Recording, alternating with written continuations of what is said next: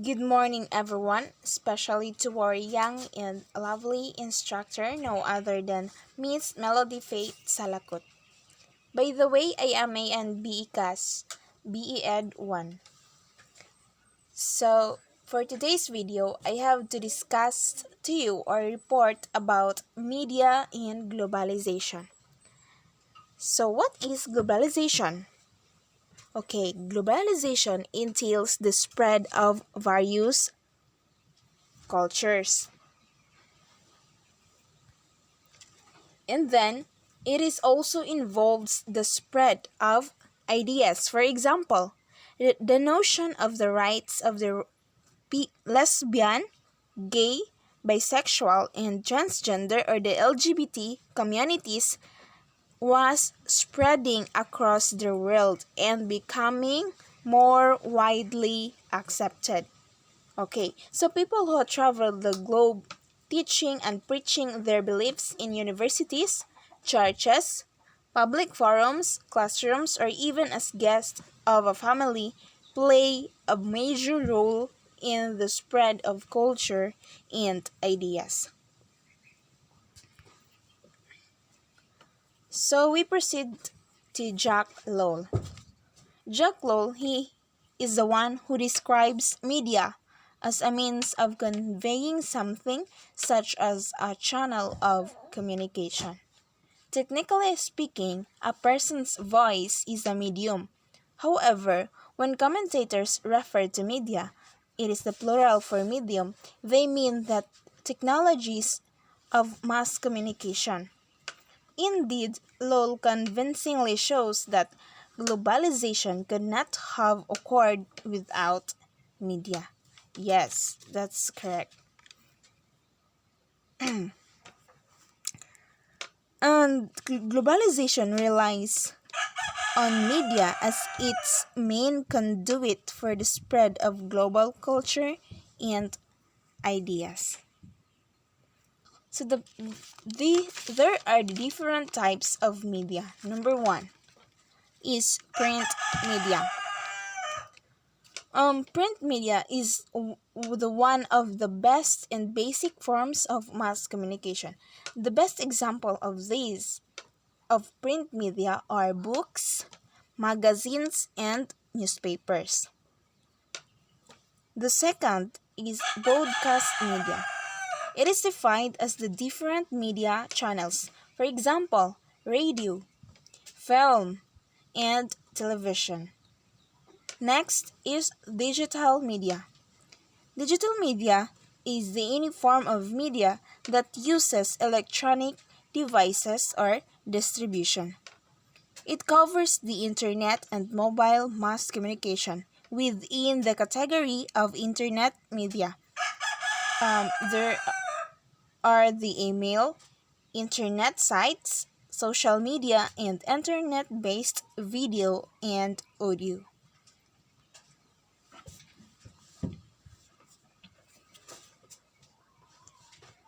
So, a media theorist who named Marshall McLuhan, who once declared that the medium is the message. So he did not mean that ideas or messages are useless and do not affect people, but rather his statement was an attempt to draw attention to how media as a form of technology reshape societies. For example, is the television. It is not simple bearer of messages. It also shapes the social behavior of users and reorient family behavior. Instead nga, for example, instead nga mga on mo diha, mga on mo tanan mag-usa tanan nga pamilya while eating others are telling stories to each other. But because of media, specifically the television,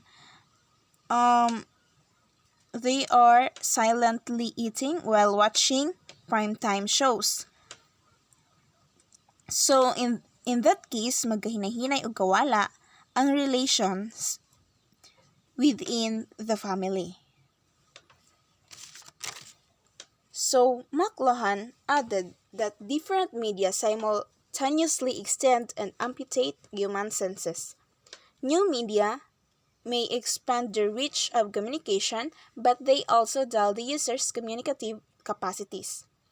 So papyrus in this time started becoming more common in Egypt after the 4th century before Common Era, which increasingly meant that more people could write down their stories. So the question is that what new media and what they amputate was not a moral or ethical one according to McLuhan. The new media are neither inherently good nor bad.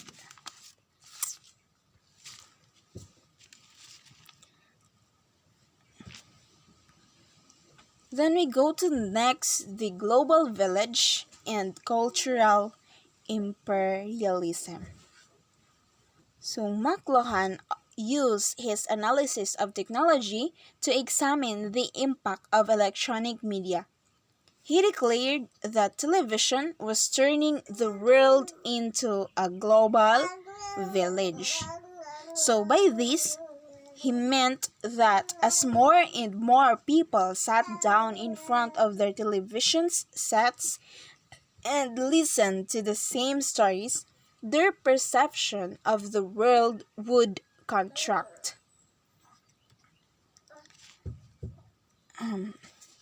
So if tribal villages once sat in front of fires to listen to collective stories, the members of the new global village would sit in front of bright boxes in their living rooms. So commentators thereof believe that media globalization coupled with American hegemony would create a form of cultural imperialism whereby American values and culture would overwhelm all others. So in 1976, Herbert Seller, a media critic, argued that not only was the world being Americanized, but that this process also led to the spread of American capitalist values like consumerism. So, John Tomlinson, he said that cultural globalization is simply a euphemism for Western cultural imperialism, since it promotes homogenized, westernized consumer culture. Um, Next is critics of cultural imperialism. Proponents of the idea of cultural imperialism ignored the fact that media messages are not just made by producers, they are also consumed by audiences. So in the year 1980s, media scholars began to pay attention to the ways in which audiences understood and interpreted media messages. In the year 1985, Indonesian cultural critic Ain Ang studied the ways in which different viewers in the Netherlands experience watching the American soap opera called Dallas. And in the year 1990, Alejo Katz and Tamar Levis decided to push Ang's analysis further by examining how viewers from distinct cultural communities interpreted Dallas.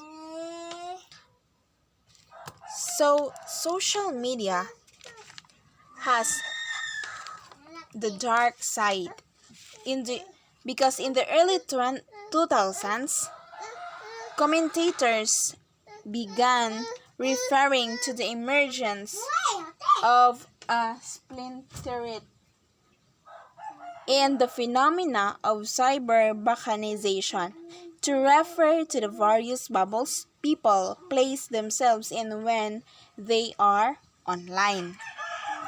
So this segmentation has been used by people in power who are aware that the social media bubbles can produce a herd mentality. The same expensiveness that allows social media to be a democratic force likewise makes it a chip full of government propaganda. So, a Russian dictator, Vladimir Putin, has hired armies of social media called trolls to manipulate public opinions through intimidation and the spreading of fake news.